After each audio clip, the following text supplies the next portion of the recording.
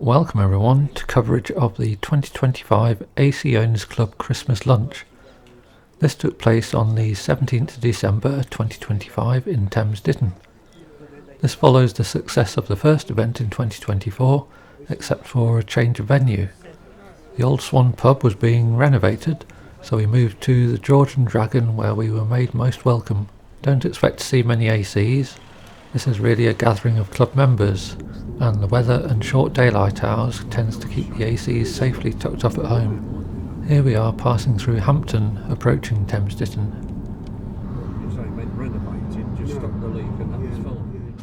One AC did attend, this wonderful ACOC Bristol.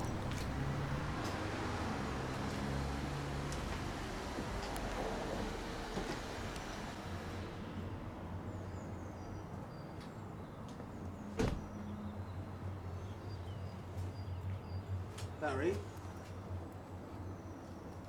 this sign here about parking conditions. Pardon? I suppose you'd better ask him if it's okay to park.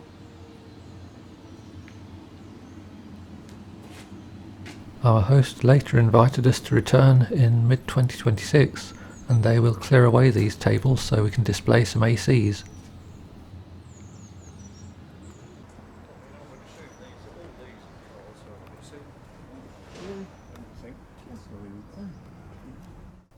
Almost 50 members and guests arrived for drinks and lunch.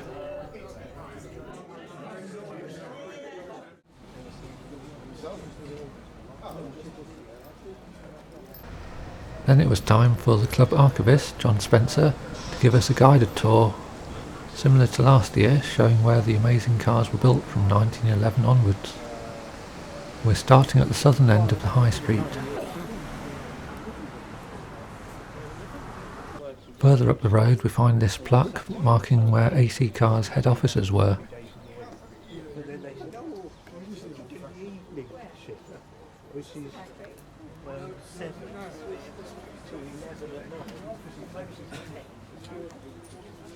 Crossing over the road we see apartments named AC Court, where one of the factory buildings was.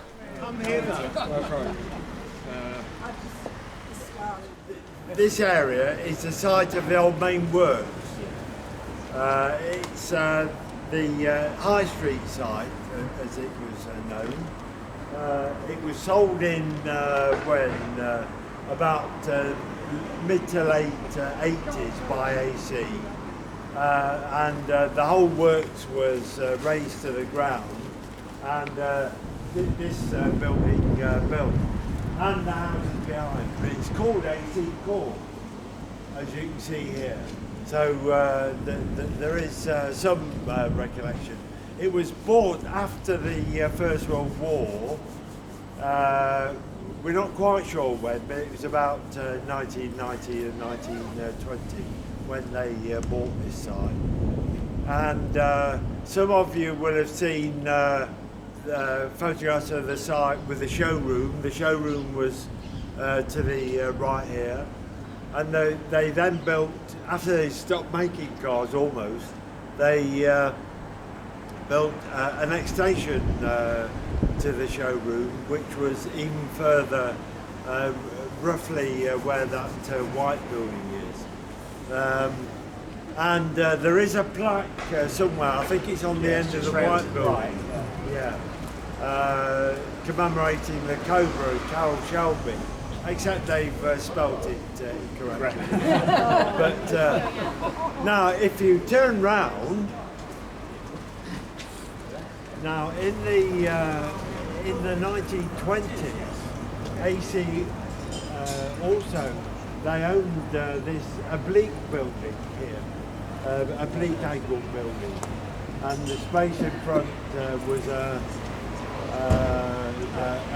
free area, and their main showroom here was more or less across the road. There was it? Yeah. That was converted into a garage, a petrol garage and workshop in the 50s. And has recently been demolished, and military detached houses. So, do you know why AC moved to Thames Ditton from London? Sorry? Why did they move to Thames Ditton from London? Well, the Hurlock sold up in the late 80s. They got fed up with legislation, apparently. I'm talking about originally. Well, they originally came here. Why did they come to Thames Oh, well, they Ditton came to from Thames London? Ditton. They came to Thames Ditton to the ferry works originally in 1911. Exactly, but they were in London prior to that. They were West Norwood. That's right. Yeah, and it was purely for capacity. Yes, by the Stratford graveyard, which is one of the notable graveyards. Yeah. Anyway, we'll walk. If we walk that way, we can walk round the site. And you can see how large it was, and then we'll come out roughly at that end and go down to the bridge over the river and look at the ferry works very briefly.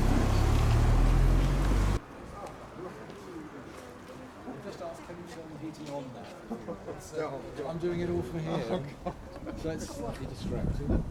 There's an airlock in the city. Yes, right. What part of the works? The main works was to the right, and the storeroom was roughly at the far end.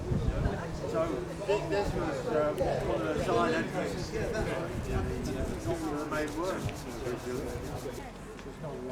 Then we turn right into Church Lane.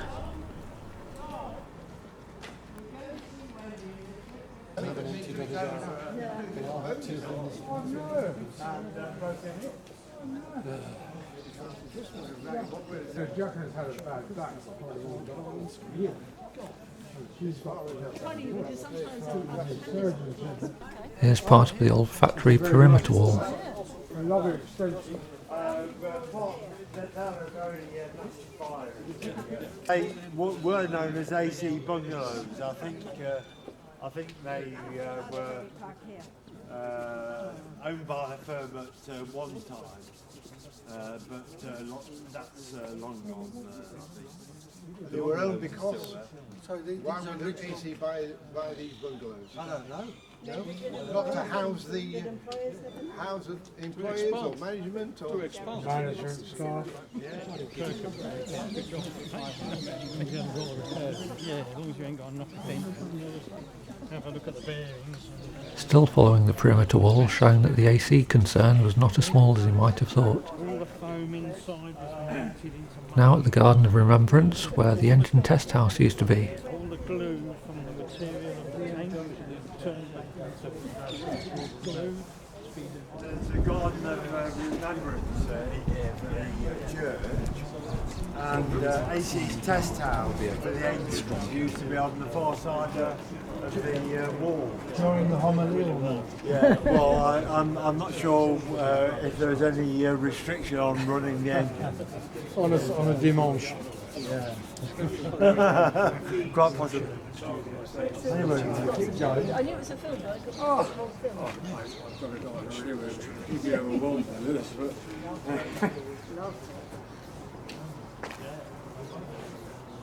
You can see though the site used to be very big, huge site.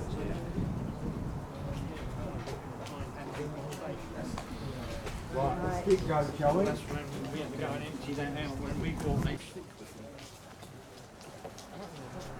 Rejoining the High Street at its northern end, The High Street Works is now that way. We're going to go this way.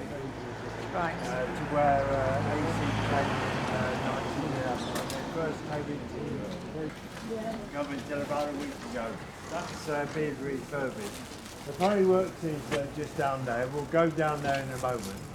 But although we haven't got the code for the gate over the bridge, we can just see down the back of the works. I looked last year, there's too many of us. Walk on the right, turn on.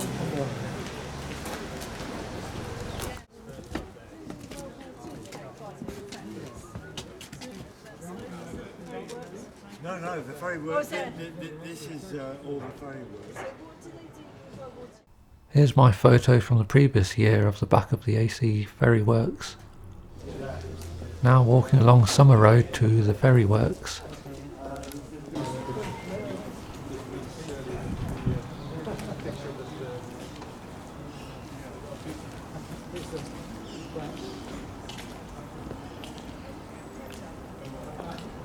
This looks like a factory. Well, it looks like a factory. Yeah. Now this is where AC moved to from West Norwood. They moved here in about 1911, late 1911.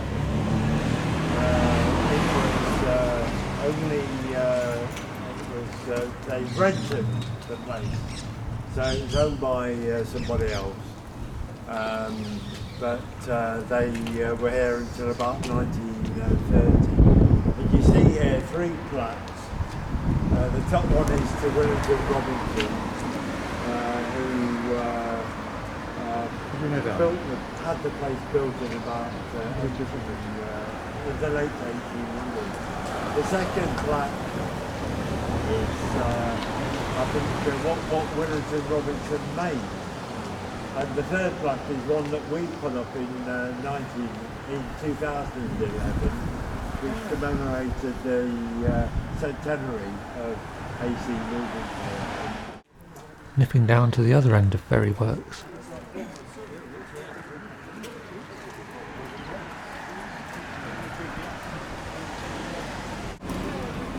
So the river is beyond this building, and the left-hand bit is the old machine shop and offices where we held a dinner in 2011 to commemorate the centenary. The firm are no longer there. But that's been all been refurbished, but it's been done very sympathetically, and it's very much inside. It's very much 24,000 square feet of it. you can tell they've kept the old stanchions where the belt drives used to. Okay.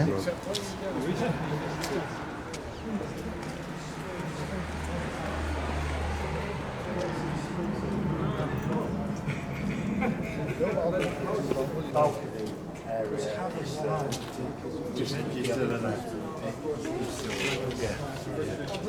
This would have been almost a bigger site than the new Yeah, one. well, it was certainly, it was probably one of the largest cyclocars. The architecture in there is quite interesting. So did they have all of this, John? Yeah, the building at the far end was I think it was one of the finishing shops.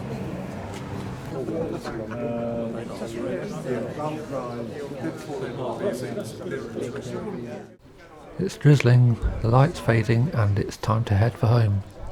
Thanks for watching.